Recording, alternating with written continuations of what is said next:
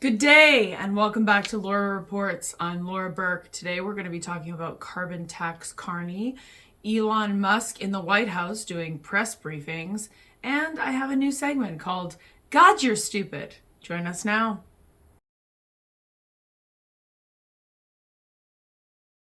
So, if you've been hiding under a hole in Canada, or if you're an American and know nothing about Canadian politics, we have a election coming in October, and Justin Trudeau has resigned, which I don't know what that means right now because he's still acting prime minister, even though the government is prorogued at the moment.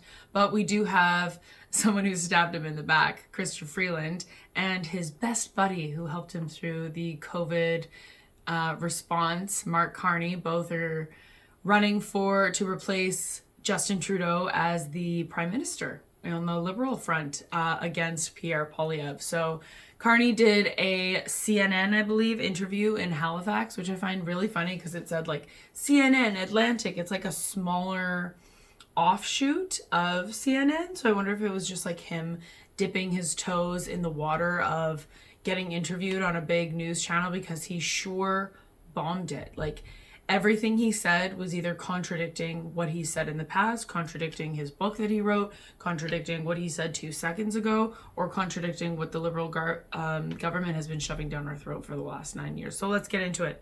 So the interviewer, who did a great job, actually, I really enjoyed this interview, and I actually watch a lot of Canadian politics, so watching this, I watch a lot of American politics, so watching this US politics, it's really interesting and easy to see the Canadian accent come out. My boyfriend is an accent and dialect coach, and I'm an actor, so I try really hard to... Sorry, my bracelet is just... It's brand new, and it's all fajangled, so I'm going to fix my fajangly bracelet because that'll distract me. But my OCD just rears its ugly head in the greatest of times. So I could very easily spot the Canadian accent, the oots and abouts, and it's just so obvious to me, and I really want to try not to have a Canadian accent, so spot it if you can. So the interviewer asked him about canceling the consumer portion of the carbon tax. So obviously there's a carbon tax that Justin Trudeau and Guilbeault, who is the environment minister, and Chrystia Freeland and the whole Liberal government have put into effect in Canada, where we pay a specific portion to reduce emissions in Canada is what we're paying this carbon tax for. So if you didn't know that, any flight that comes into Canada has to pay on their ticket this carbon tax, which is why Canada has some of the most expensive flights in the world. So this interviewer asked Carney about this, and Carney says that they will get rid of the consumer portion of the tax on day one, and that Pierre Poilievre doesn't care about households, and he thinks that Pierre Poilievre knows that households will be worse off if they axe the tax totally. Canadian households might be worse off. If that's the case, why cancel? Well, this is a key point. If you're Pierre Poilievre, he just stops there, acts the tax, he doesn't care. Doesn't acknowledge that households, on average, take a household in this region, it's a household of 4, it's probably $800-900 a year on net that they will be worse off. We know that. We get it. We care. So what we're doing, not just providing incentives if they take choices, but we'll be providing additional measures, economic measures, I'll announce in the next few weeks, that make sure that they come out ahead. Number one, this doesn't make sense. If you're getting rid of a tax, which is what the carbon tax is, how is that going to negatively affect households? The only way, if I'm really reaching climate-wise, is like, okay, so the carbon tax is we're paying money to help reduce emissions. Okay, where does that money go? What are we doing to reduce emissions? And how is that putting money back into households?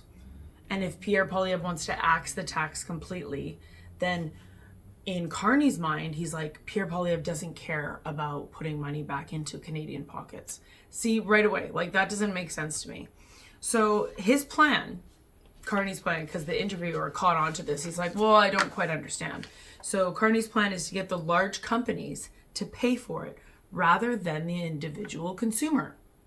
This is just bad economics. So if you have a massive company that's going to be taking on the bulk of a carbon tax instead of individual companies. That is going to make the business suffer, which in turn is going to make the economy suffer, which in turn is going to make individual bank accounts suffer. So I'm not sure, and like, these people should know that we need these big companies for the economy to keep churning. Like, I always find it so funny when people are like, those damn billionaires. Like, Bill Burr recently came out and was like, kind of in support of the Luigi guy who like literally straight up murdered the insurance guy. He kind of came out in support of him, and he's like, all these billionaires, we should just knock them off one at a time. And it's like, what? Why? Like, what are the billionaires doing? They didn't take money directly out of our pockets, and I'm sure their businesses, i.e. SpaceX or Tesla, are giving people jobs. And this is supposed to be an economist, this Mark Carney guy. So there's this interview. I'll show you the video. How is that going to help Canada reach net zero? So there's a couple of things. One, what we're going to do, we're going to look at all of those. We're going to make sure those incentives are big enough and broad enough and clear enough to Canadians. Then secondly, what we're going to do is make sure not that the government pays, not that we as taxpayers pay, but the large polluters pay. And so what happens? But does that not ultimately trickle down? No, because what the big companies are producing, by and large, are not products that we are consuming. There's some element of that, but by and large, a steel company. How much steel are you using these days, Todd? I mean, not as much we used to. So anyway, the interviewer asks, like, doesn't it trickle down? And then Carney said, well, by and large, the big companies aren't producing things that we're using. How much steel do we use? Your phone, your car, your computer, your TV. Is that not enough steel? And he seemed to kind of trip over his own words at the end. And was like, and moved on because he realized he said something super stupid.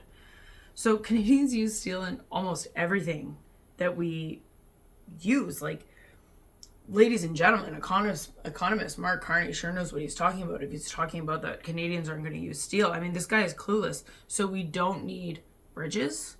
We don't need roads. We don't need telephone poles. We don't need all of these things that make a first world society run. Like, also, how are you going to get the carbon tax from big companies that sell things that we don't buy or use? So it's a double.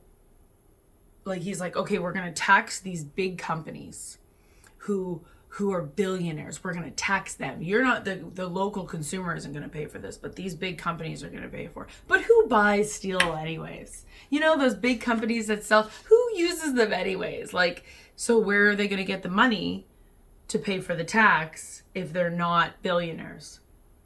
It's not, the math ain't mathin'.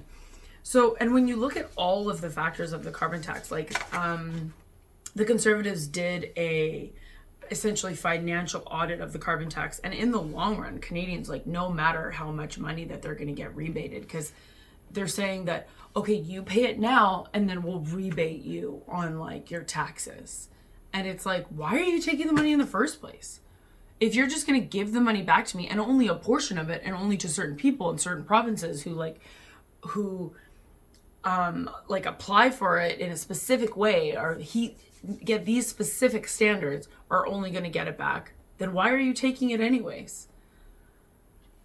So Canadians, no matter what, they're going to be paying more in federal fuel charges and GST compared to the carbon tax rebate that they receive. So Pierre has exposed the tax to be what it really is. Like, it's a tax that they promised to give back to us. What's the point? So for the last couple of years, the Liberals have been shoving this carbon tax down our throats, saying that it's the only way to get Canadians to net zero. And I think that politicians like to do this, like, word manipulation. It's like at the worst end of it is like the Kamala word salad. But, like, you just watch Trudeau and nothing he's saying makes sense. You're like, what? That doesn't make sense. Like, and then you watch carbon tax Carney talk in this interview specifically, and you're like, and I think they try to use, like, big words or, like, talk around what's going on, or he'll say something one way, and then in the next sentence he'll say it a different way. So him and Freeland are both saying that now, after they've spent 9 years putting this down our throat, that we're going to get rid of the carbon tax, except for those people who can afford it. So you were lying to us for those 9 years, but now you want an office, you're going to say you're going to get rid of it. Like, that's just hypocrisy. And the thing is, people are falling for it. Like, there are Canadians who will listen to this, like, double talk, and they're going to believe him. And it's frustrating because legacy media has been so bought out, has been so left wing, that in the old days people used to be able to believe the media to a certain extent. Reporters would be like, I got to get this scoop of what's really going on. And now that's not, they're afraid of losing their jobs, or they're being bought off, or they can't talk that way because the legacy media is so left wing that all of the cable TV network news are not giving Canadians the full scope and breadth of information about what's going on, which is why it's making it more important for news outlets like me, which is why I started doing this. And there's a YouTube channel called Northern Perspective, I'll link below, that is really great. But people, like, especially older people, like, they're not watching YouTube for the news. You know, they still have cable. I haven't had cable in 10 years. And so it's hard for people to be able to distinguish, especially if they kind of don't understand what he's saying and he's double talking. They think they want to be liberal because liberal has like a good connotation with it, and then conservative has a negative connotation with it. So we're just trying, all of us here at Laura Reports are just trying to get the information out to people. So the interviewer also said, like, what would he do about the tariffs? And Carney says, we're going to do 3 things. And then he proceeds to tell two of the things that he's going to do. He says, we're going to stand up to that bully. We're going to match him dollar for dollar. But he can't do that because our economy is different than their economy, and the things that we get from the States way outweigh the things that the States get from us. They get pretty much energy from us. Like, that's about it. But they could get oil and gas, like liquid gas. They could get all of our rich minerals and resources, but because everyone's been so focused on the environment and reducing our emissions and getting rid of oil pipelines, they've stopped the wealth that Canada has to offer the States. They've stopped that. So that's what's really been hurting our economy. And so he's like, we're going to match them dollar for dollar. It doesn't match. It doesn't match at all. They're not going to care. They're just going to like shovel us down and browbeat us down. And it hurts my goddamn heart as a Canadian. And the second thing he was going to do, he says, what do you always do in a negotiation? You strengthen your outside option. How? We canceled the pipeline. So the outside option, what he's saying, if you don't understand that, the outside option is outside forces who are going to buy from us. So he's saying the United States isn't the only person who's going to buy from us. Other people will buy for us. So what are they going to buy? Energy. People are building nuclear power plants.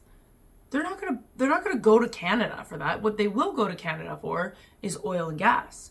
But we're not supplying that. We have to strengthen the economy with oil and gas in order to do that, which would allow us to get our energy to other markets. So we don't have any outside options.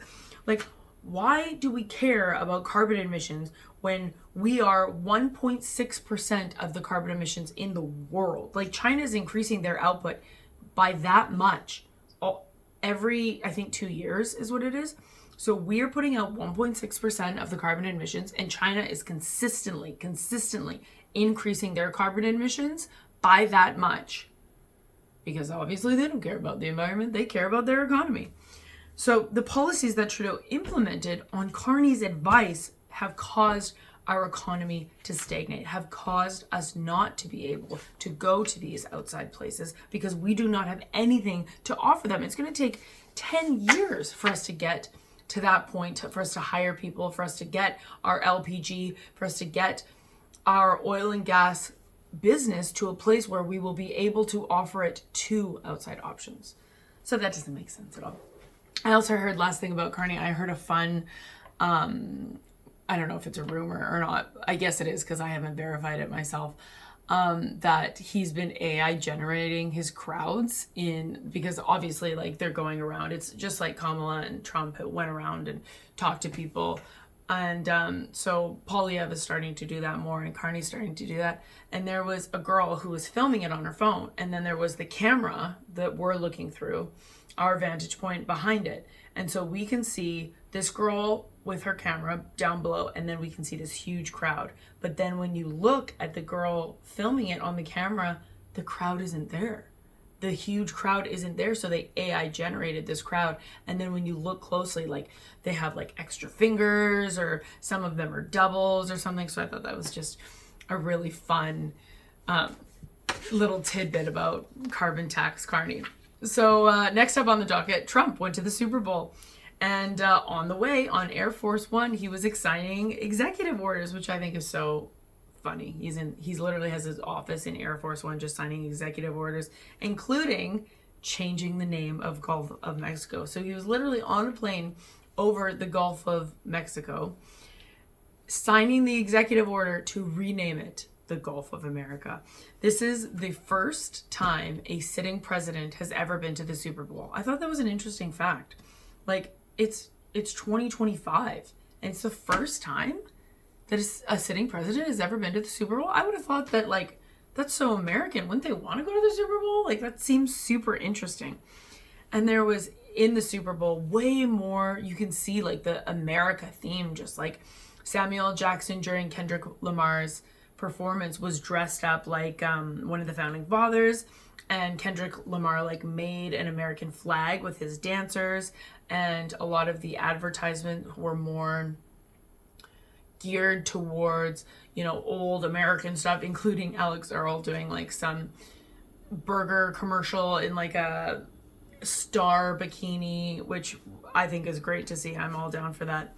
And Taylor Swift was obviously there. I'm sure you guys heard or saw Taylor Swift being booed. I love Taylor Swift. And I think it's such like, it's just such bad sportsmanship. Like, why are we booing some freaking 30-year-old girl who's just there supporting her boyfriend? Like, it's just bad sportsmanship. But her face when she got booed, she was like so confused. Like, I think it was like the first time she was on. So she's like sitting there looking here like this, just watching. And there's Ice Spice right here. She didn't bring Blake. She'll show you something. But she's sitting here just watching the game, and the camera goes on her and it boos, and she goes like this.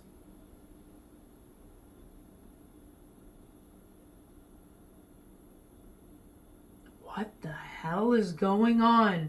It was so funny. And then memes were born. Memes. I love Taylor Swift. I can still find that funny, what she did. I just think it's such bad sportsmanship that people were booing her. Like, girlfriend hasn't done anything wrong. The Super Bowl, that was one of my first times ever seeing Kendrick Lamar perform, and I actually really liked it. Like, I am surprised that like one of these super famous songs that's Grammy Award winning is about Drake being a pedophile. I have no idea about any of the beef or any of that. I'll link one of my favorite YouTube creators, Amala Ekpunobi, below, who will talk more about it. She knows, she's a fan. You get it, girl. I have no idea. So more news coming out in the Trump camp. 3 additional hostages were released by Hamas. They were very, very emancipated. It looks so sad. Trump said that if Hamas does not return all the hostages by noon on Saturday, he will call for a ceasefire in the Gaza Strip to be canceled. Now, today, what day is today? Because I think that was on, I want to say that was last week. So I am behind in the news, guys. I don't know what happened with that, because I'm pretty sure I wrote this down on like the 11th when this happened. So Trump made these comments after signing executive orders in the Oval Office on the 11th. When asked if he felt the ceasefire deal should be canceled, the president said, "That's Israel's decision. If all of the Gaza hostages aren't returned by Saturday at noon, I would say cancel the ceasefire. Let all hell break out. Israel can override it. We're going to come back to you next episode and tell you what happened with that. My guess is not much, because I would have heard about it, and I haven't heard about it yet. So my favorite little piece of American policy that went into effect this week was that Trump and Elon did an interview from the Oval Office. He signed an executive order and talked Trumps about how they don't understand how a judge couldn't want Trump and Elon to continue finding corruption. So it was just the picture. Elon was the picture of like a tech bro. And then he had his kid, X, there with him on his shoulders. I'm so sorry. It's late. I have other jobs that I have to do as well. Hopefully one day this will be my only job. I can just wake up and do this every day. Help me. Like and subscribe down below, guys. It'll really help me out. Make a comment. So he and X are in the Oval Office talking about all the things that Doge has been finding, which has been absolute corruption at its peak. If you're on the left and you look at all of the things that Doge has been finding and you don't go, oh my God, the last government was a fraud, they're all crooks, then you need to take a hard look at yourself in the mirror, because you are lying to yourself. Trump lets Elon talk quite a bit. And after Elon's done talking, but we'll go back to what he says in a second, they've been stopped by like 25 different Democrat judges who are just trying to stop them from looking for corruption, and everyone's like, it's a constitutional crisis. What's a constitutional crisis? Them looking into where the money's going and finding that it's going weird places? Them, like, Elon being appointed to this job? Trump ran on the fact that Elon would be doing this. Everyone, the 78 million people that voted for Trump, knew that Elon was a part of the package deal. And who wouldn't want one of the smartest men in the world going through where their taxpayer dollars are being spent and making sure that that is happening efficiently and effectively?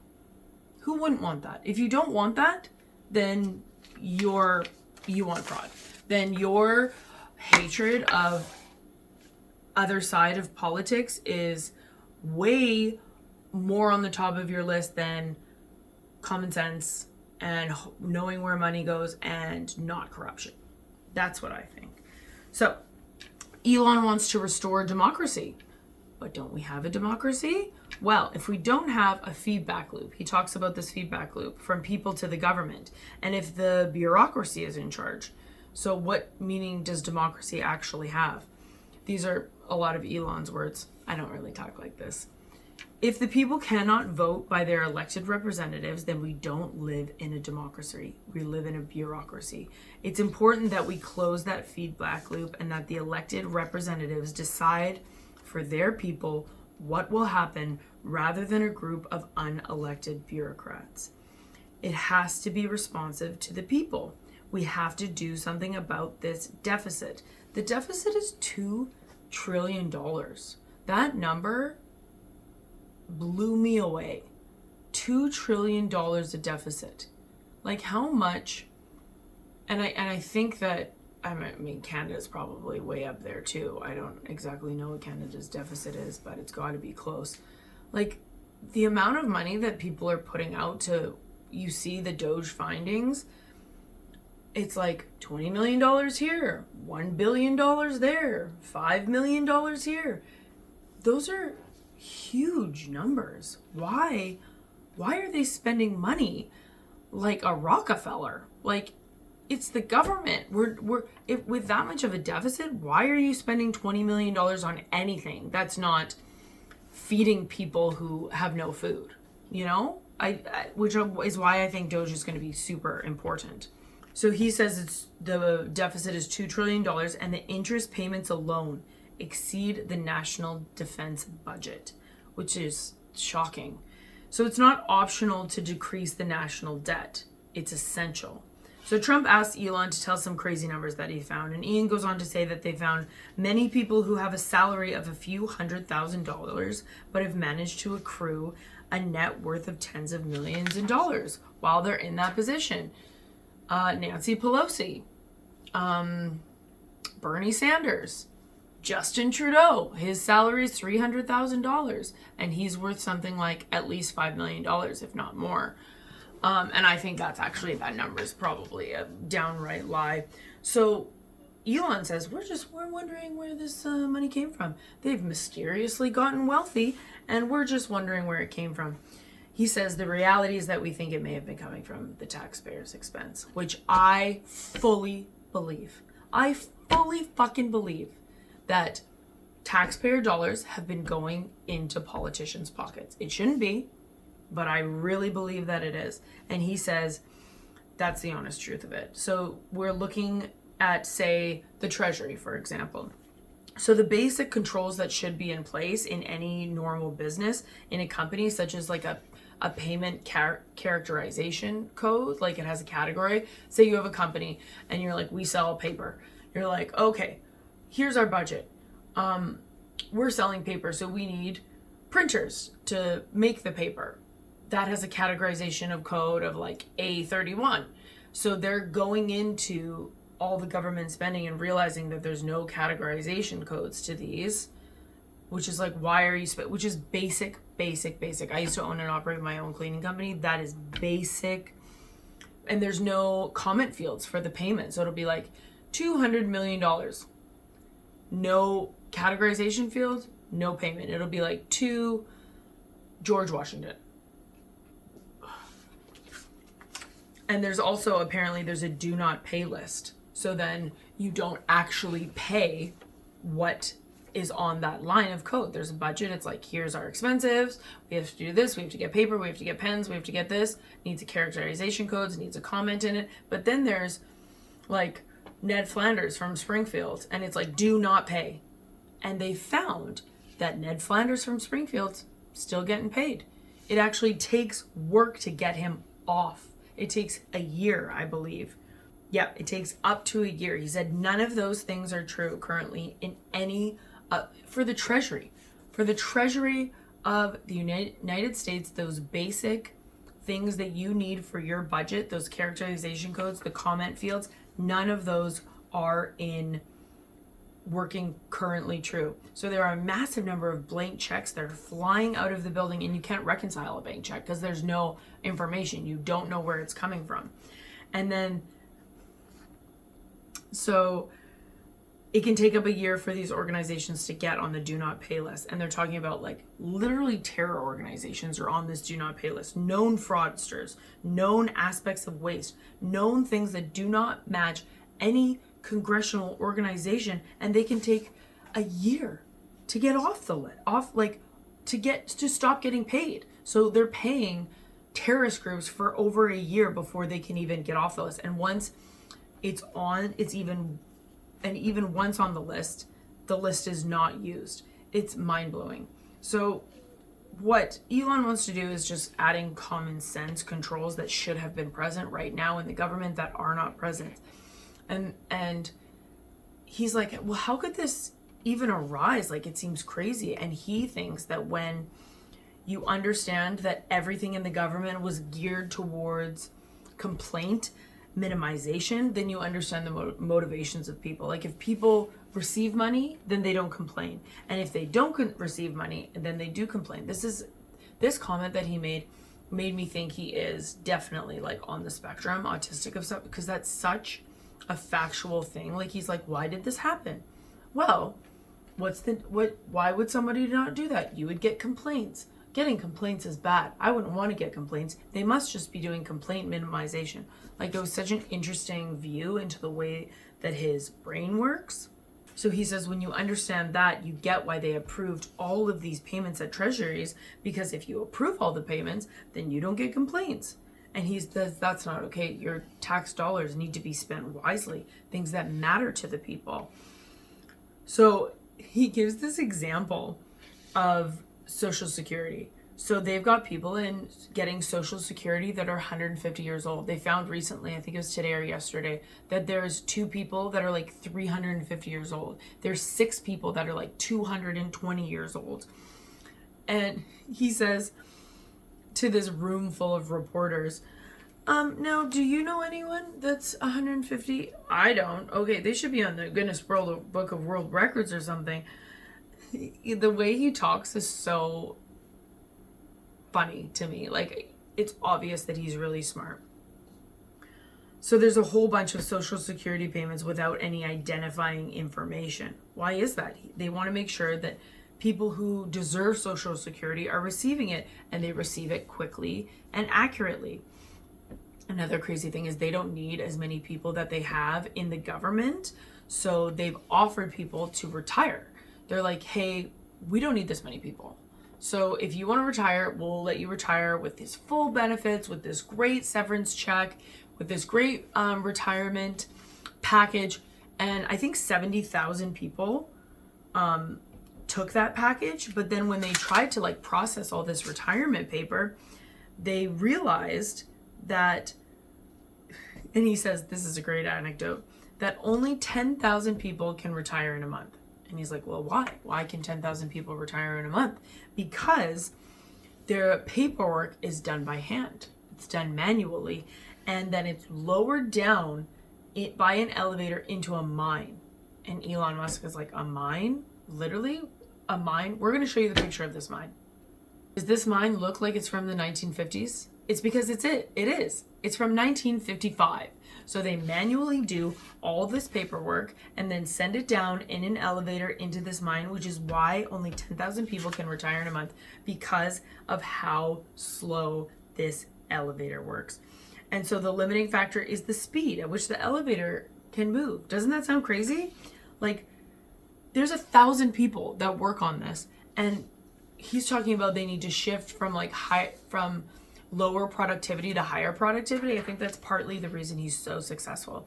And you couldn't ask for like a higher mandate from the people. Like, they voted for this. There should be no doubt about that. Like, Trump won the House, he won the Senate, he won the majority vote. And a lot of times I hear legacy media being like, we didn't vote for this. Yes, you did. Yes, they did. Well, I'm sure you didn't actually, but like other people did. So after Elon went on his rant about the mine with like his son literally on his shoulders, like poking his ears, it was so cute. Which I actually think is really good. Like, I think it's great to like bring kids around that, and it adds a sense of normalcy. Like, people are looking at him bringing his son into the Oval Office and be like, that's weird. No mother could ever do that. Like, under Trump administration, they can have Carolyn Leavitt, the White House briefer, bring her kid. I'm sure. I mean, that's something that moving forward should be praised, is like, bring your child into your work. Like, I think that no matter what Elon does, people are just gonna friggin' harsh on him. Like the Nazi salute, guys. Come on. Do you really think Elon Musk was doing a Nazi salute? Yes, they do, because you're mentally ill. If anyone thinks that Elon Musk was legitimately doing a Nazi salute when he went to Auschwitz last year with Ben Shapiro and gave money to Jewish people, like, and then there's all of these videos of Kamala Harris, AOC, Tim Walz doing the same thing, and nobody bats an eyelash. They're like, no, he's obviously a Nazi. Obviously. The stupidity of people's really honestly hurt my feelings. Like, this is why I've started to do this, because I don't understand how people can be so naive and stupid and angry and mean about stuff that's obviously good. It's obviously good to want to find fraud in the government, right? If you don't think, first of all, you're probably not going to be watching this at this point in time if you're a liberal or on the left. But if you really think that Trump is a bigot or racist, watch my Trump versus Kamala, why Trump won video. I debunk all of that, but it hurts my heart. I want to see the world change for the better. And in Canada here, we're really suffering around it. And I think that America is healing and Canada is not healing yet. And I am ready to fucking heal. Let's go. So after Elon was done talking about this, Trump pumps up pipes up and he says, one thing Elon hasn't mentioned that are ridiculous is all this fraud and abuse. Most of these things are virtually made up. Tens of millions of dollars that we've already found. And now an activist judge is trying to stop us? Why? This is what Trump campaigned on. Trump said that the government is corrupt. It's also foolish. And he talks about there's this contract that this guy had for 3 months and the contract ends and they ended up paying him for 20 years. This bullshit, fraud, corruption, people not doing their job properly are causing taxpayers millions of dollars because nobody stopped the payment. And he said they got a lot of that. The guy just keeps getting checks month after month, and there's things worse than that. It could be incompetence, but it could be fraud. And he thinks he sees a lot of kickback here because why would that person still be getting paid for 20 years unless whoever's letting that happen is getting money themselves? That's exactly what's going on. Because nobody could be that stupid to sign these contracts, so there has to be kickback. And I hope that the court system is going to allow the Americans to do what they have to do because they've already found billions of dollars, almost $1 trillion they've found. And that'll have quite an impact on the budget. You go to a judge and he has certain political leanings and Trump says, I'm not knocking anyone for that. He wants us to stop looking. How do you stop looking? I mean, we've already found it. There's a case in New York that I talked about previously where there's $59 million were given to a hotel for housing illegal immigrants. That's twice the normal room rate. Why was the government using taxpayer money, $60 million, to buy hotel rooms at twice the normal rate? Why are you paying double the rate to house illegal people? $59 million spent on luxury hotels. It's actually not. Talking about the FEMA money that was abused for migrants? That was FEMA money for migrants? That's okay now? No, I'm not saying it's okay. I'm not saying it's okay. Don't put words in my mouth. So would you stop that? Would you stop that process? Don't be. It does not make sense. It does not make sense. It's not out of the kindness of their own heart. I think that a lot of the people on the left, and God bless them for that fact, I think a lot of people on the left have a big heart and they want to help people. They want the LGBT community to be loved. So do I. And they are loved. They're cherished right now. They are cherished right now. And I am part of the LGBTQ community. I am a B. I'm bisexual. LGB. Oh, that's me. And I love that community. I want trans people to feel loved, which I think they are just so...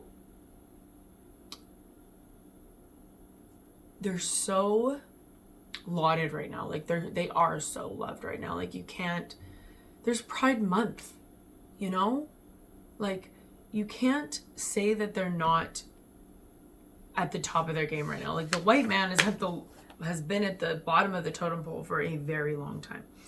So Trump is talking about this in the Oval Office, and Elon says, what are the two things that cut the deficit in half? Competence and caring. I fully expect to be scrutinized and get a daily proctology exam. Elon says this in front of this room full of reporters, which I just think is so funny. There are a lot of regulations that don't serve the public anymore. They need to free the builders. They can get $1 trillion economic growth. So between now and the next year, if there's not inflation and then the interest rates decline, then people's monthly payments drop.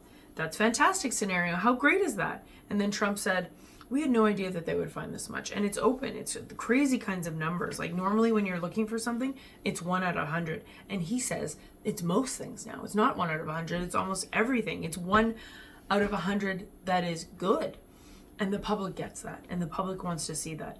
And these fucking reporters in this room, there's so much good. Trump and Elon are sitting there yeah, look at this good we're doing. Look at this good we're doing. And these reporters are ignoring everything that they said and go, well, will you abide by the law? Well, will you abide by the law? This is your president. First of all, watch your fucking tone when talking to him. That's just fucking rude. And yes, he's going to abide by the law. He says it. He said, we will always abide by the law. And then Elon says, $100 to $2 billion a year is going to not even Americans. the reporter asked about the condom situation. If you remember, I talked about there was $20 million going to condoms in Gaza. And then the reporter said, oh, that's not true. It was actually going to Mozambique. Like, isn't that better? Like, guys, you said that it was Gaza, but really, it was Mozambique. And Elon goes, well, I don't bat 1,000. Like, I'm going to make mistakes. But, like, that's not much better. Like, that's a lot of condoms, is what he says. Like, I don't think that's a good way to spend our taxpayer money. To protect them against HIV. So can you correct the statements? It wasn't sent to Hamas, actually. It was sent to Mozambique, which makes sense why condoms was sent there. Yeah. And how can we make sure that all the statements that you said were correct, so we can trust what you say? Well, first of all, some of the things that I say will be incorrect and should be corrected. So nobody's going to bat 1,000. I mean, we will make mistakes, but we'll act quickly to correct any mistakes. I'm not sure we should be sending $50 million worth of condoms to anywhere, frankly.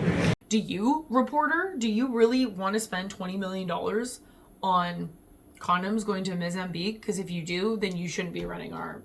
Like, those people should not have been running where the money goes, and they aren't anymore. So, great.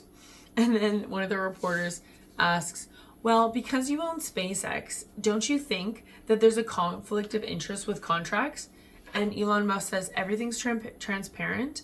I'm not in control of that anymore. I don't do that anymore. It's not up to me, but our contracts are the best. We were the best, which is why we run those contracts. And I believe it. I believe it.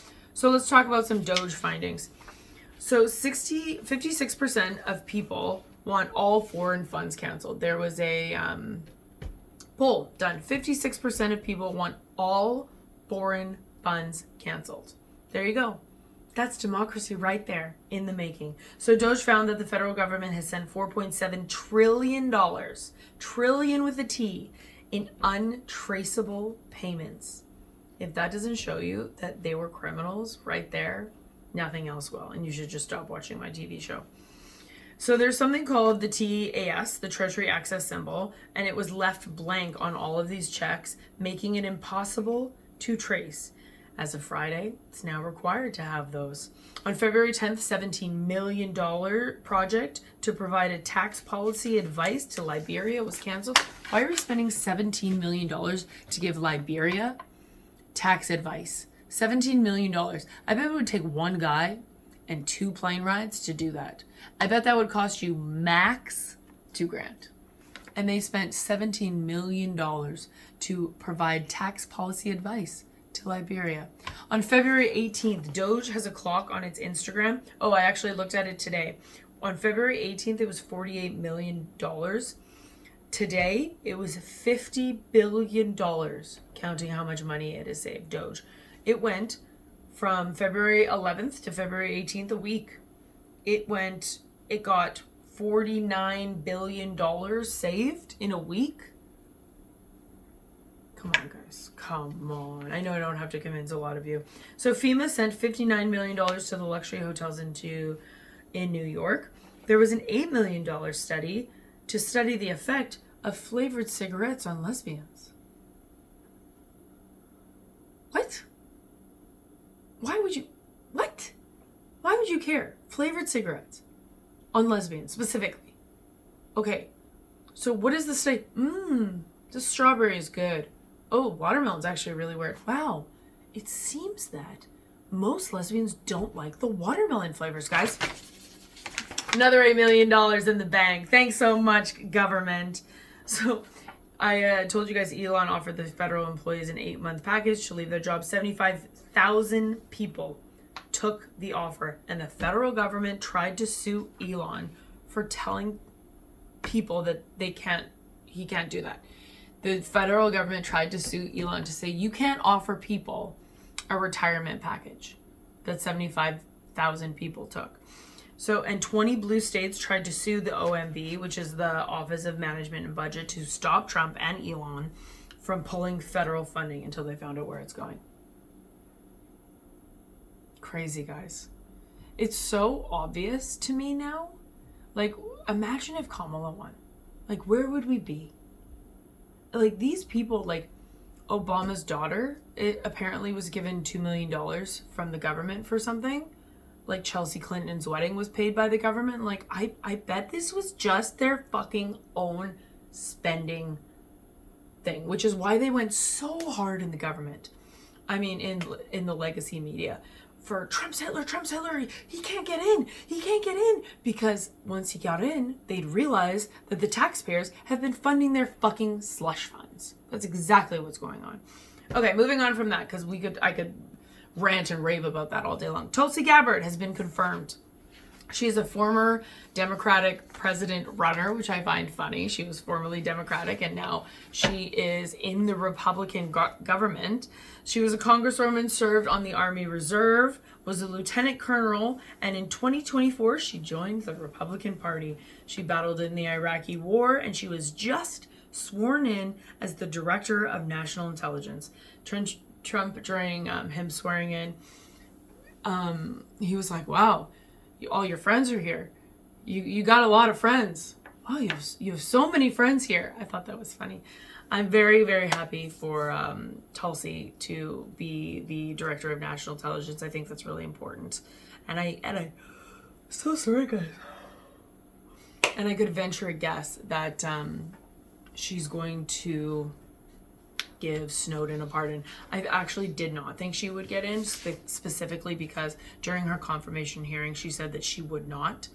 Well, that's not true. She would not say that Snowden was a traitor. And I was like, ooh, she's not going to get through. Because I don't think Snowden was a traitor. I need to rewatch the movie, because it was really, I remember really liking it with Joseph Gordon-Levitt playing Snowden. But I think that he saw corruption in the government and blew the whistle on it. And that's why whistleblowers are really important in the government. So RFJ was also confirmed as the Department of the Health Minister. And the first thing he did was thank his family that was up there. He went down the line, his wife, Cheryl Hines, and then my kid, this person in my family. And the legacy media, the left, has just been like, all his family thinks he's crazy. His entire family has left him because of his stance on vaccines. And his family was there with him. He posted this picture on Thanksgiving of like 20 people that was over at his house for dinner on Thanksgiving. It was so nice. So in his speech, he talks about for 20 years, every day, he woke up and prayed on his knees to God that he could help people and end childhood disease. And he said on August 23rd, God sent him Trump. Trump has kept every promise. He's kept to his word. A lot of people told him that he couldn't trust him, and he has kept to his word, which I just love. I'm so happy that both of those people have been confirmed. Now they can move on and make other great things happen, make America healthy again, I believe. And we're still waiting for Kash Patel to be confirmed. And as I think director of the FBI, I'm in the middle of his book, Government Gangsters, which is all about the Russian disinformation hoax and the deep state. It was super fascinating, but all it is just confirming to me how much corruption has been within the government bureaucracy for years. There was another White House briefing, and Caroline, why do I always forget her name? Carolyn Levitt is becoming my new favorite person. She has this gorgeous cross that she wears at a lot of her White House briefings that I'm like, oh, I want that cross. And I think it's great that, I believe in God, and it's funny because I believe in God, but I don't believe in heaven. We can talk about that another day, but I also don't think being gay is a sin. I think that you can take a little of this and a little of that. Humans are fallible and they don't know everything about God. So I know that God exists in my heart, and it's nice to see the government putting crosses on their chests and saying that it's okay to have faith, because for so long Christianities have been villainized. I've seen it, and I'm happy that people are back. It's back in the world that Christians are okay. So the White House received 10,000 submissions from people who want to participate in the new media White House briefing. I definitely want to do that at some point in time. My YouTube channel is not there yet. My credentials are not there yet. I can barely hold a sentence together without looking at my notes. So gonna work on that, guys. And the White House briefing, Levitt said, today's The media is out of touch. New York Times polls say that 83% of Americans are supportive of deporting criminals. And ICE said 97% of the deportations are from the removal order list from the previous administration, i.e., the previous administration had a list of bad people that they should remove, that they did not. And now ICE has 97% of the people that they've removed are on that list. So she retouched on the chemical castration, asking if he's going to look into the doctors. So they put through an executive order saying that they can't use the medicine that has been used to chemically castrate predators on children, because they're using that same medicine, I use that word very, very loosely, on kids as puberty blockers or to transition children. And so they were talking about if they're going to now look into the doctors that were doing that and maybe charge them for something, charge them for child abuse, because that, in my books, sure is child abuse. Giving chemical castration to children that you reserved for pedophiles in jail. On February 1st, President implements 25% tariffs on Canada and Mexico for the illegal fentanyl distribution into their borders. Unknown is if there will be an exemption on oil. 440 journalists were revoked in the Biden administration. They have been reinstated.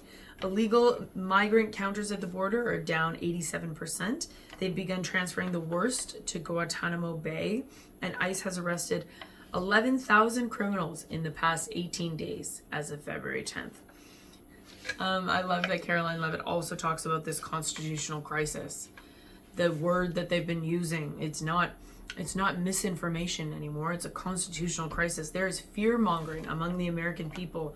The real constitutional crisis is coming from our judicial system, where district court judges in liberal districts across the country have been abusing their power to unilaterally block Trump's basic executive authority.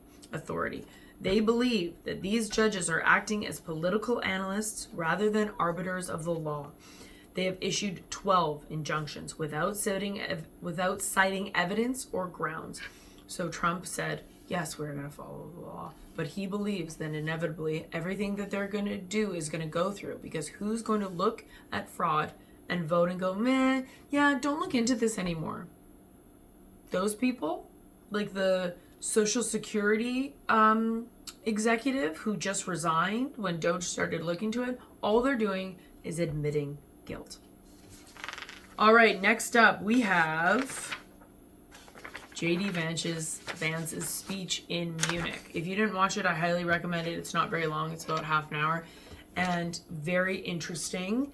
And a part of what I found interesting is when he's doing this speech in Munich, it pans to the crowd a couple times and half the people are clapping and half the people are sitting there like this.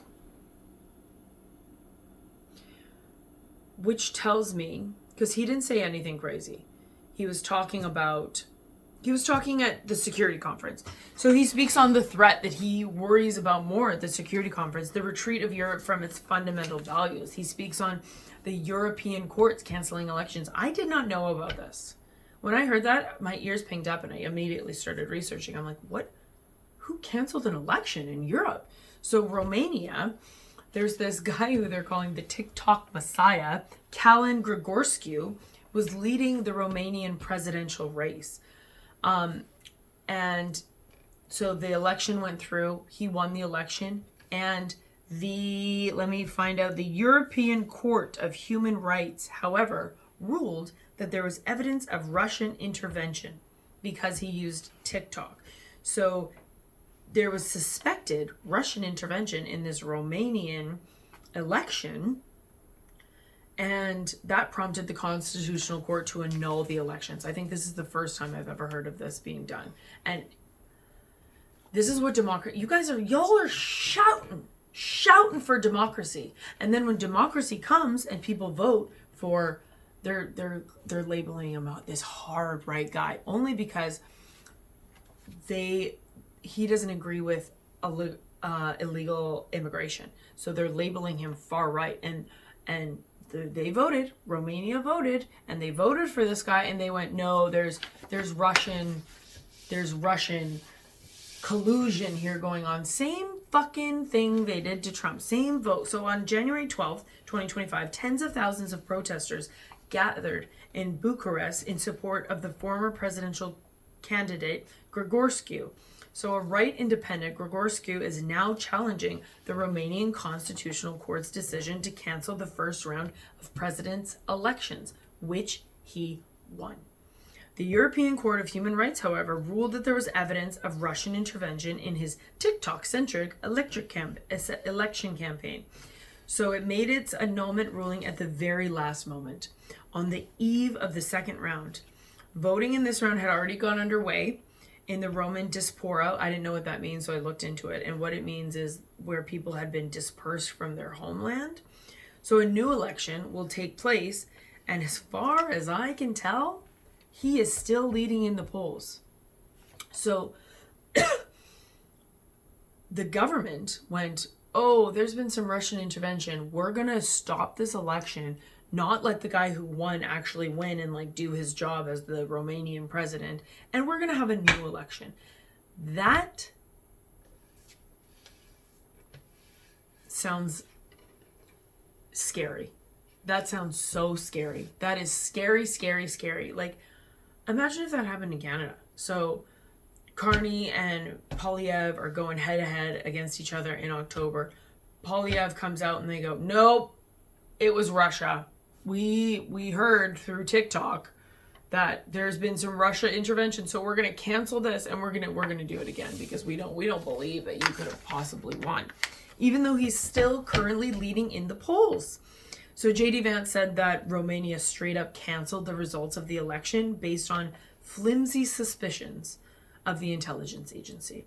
That this December, Romania straight up canceled the results of a presidential election based on the flimsy suspicions of an intelligence agency and enormous pressure from its continental neighbors. Now, as I understand it, the argument was that Russian disinformation had infected the Romanian elections. But I'd ask my European friends to have some perspective. You can believe it's wrong for Russia to buy social media advertisements to influence your elections. We certainly do. You can condemn it on the world stage even. But if your democracy can be destroyed with a few $100,000 of digital advertising from a foreign country, then it wasn't very strong to begin with. So a couple examples other than Romania that JD Vance is talking about that he says is in Brussels. The EU commissars, they warned that they would shut down social media when they detected hate speech. In Germany, police carried out raids on people suspected of posting anti-feminist comments. In Sweden, Christian activists got put in jail for participating in a Quran burning, and the judges said, quote, Sweden's laws to protect freedom of expression do not grant a free pass to do or say anything without risking offending the group that holds that belief. And again, in the UK, and the man praying outside the abortion clinic, buffer law, which criminalizes a person praying within 200 meters, he was sentenced to pay thousands of pounds. In the Scottish government, they've started distributing flyers in private residences about private prayer in their homes. That's next level 1984 bullshit. You can't pray privately in your homes because it's in this buffer zone. He talks about the Biden misinformation and how it's important to have a shared alliance. While looking into different articles surrounding this Romanian election in JD Vance's speech, The Guardian, which is an absolute trash of a fact check, they went through his speech and then they fact checked him and it said the exact same thing. So it's JD Vance, what he said, and then it fact checked exactly the same thing, except with slightly different language that made it sound a little bit more bad what JD Vance was saying, and good what was really happening. These people broke the law. Yeah, because these laws have been put in place that prohibits you to pray within 200 meters of an abortion clinic. That's a fucked up law. We need to get rid of these laws. So they shut down a magazine office and seized their offices because they supported the opponents. The political opponent that someone claimed is a far-right politician. So the government in Germany, they seized, it has like 40,000 subscribers, this magazine, and a bunch of other subscribers online. They seized, I think, a couple different, probably like 5 different offices, and took everything and shut the magazine down because this magazine was on the right. This shouldn't be allowed. This is why it's important to spread what I'm saying. Whew. Okay, so that's all of my big chunks of stuff. So now we're going to go into our popcorn bites. Little tiny pieces of information that I think you should know. The first one. It was found by Doge that $50 million was funded by the US to the specific Wuhan lab that created coronavirus. There you go, guys. There you go. There you go. $50 million was sent by the United States government to the Wuhan lab. There you go. They created Corona to do what? Well, if Bill Gates is right, it's to get rid of human beings. Next, the Ukraine. Zelensky said that the Ukraine only received $75 billion of the $177 billion in aid that was sent by the United States. He said, quote, "I don't know where all this money is." So he got $75 billion, which is a huge fuck ton of money, and they sent $102 billion more that went.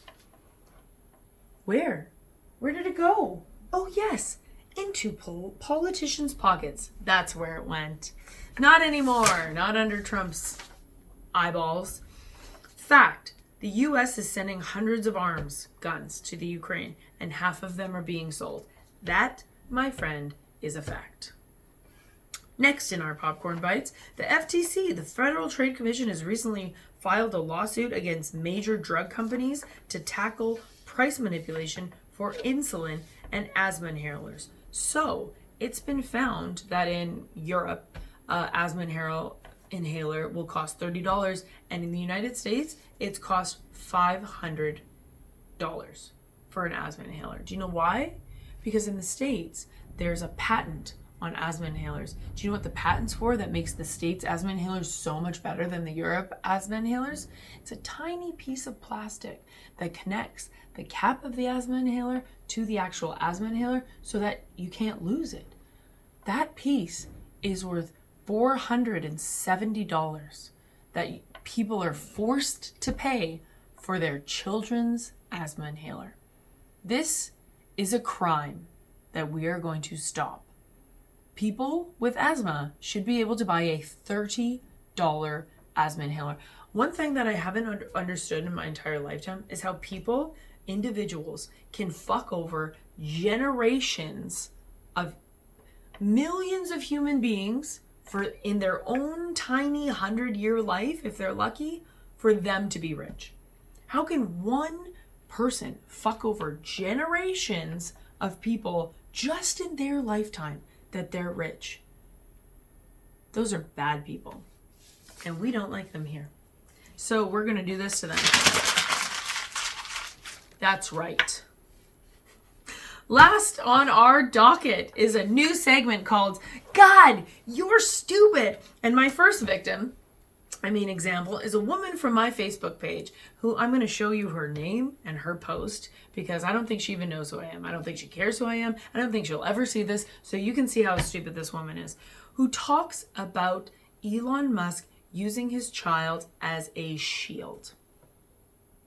This woman claims that Elon Musk has been bringing his kid everywhere with him because he's worried about being shot. So he's going to have his child there as a human shield. So not only is Elon Musk the smartest person in the world, he's also the most horrible person in the world who won't care about his child getting shot as long as he doesn't get shot. That's what this woman is saying in her very, very, very idiotic Facebook post. Thank you, Sandy. Thank you, Sandy, so much for being the first person in my new segment, God, You're Stupid. Thanks for joining us today, and stay tuned for my next segment in probably a week, and we'll see all the little popcorn tidbits that we can gather and how many more $1 billion that Doge saves. And remember, Don't vote for carbon tax, Carney. Thank you so very much, guys. Take care. Be well.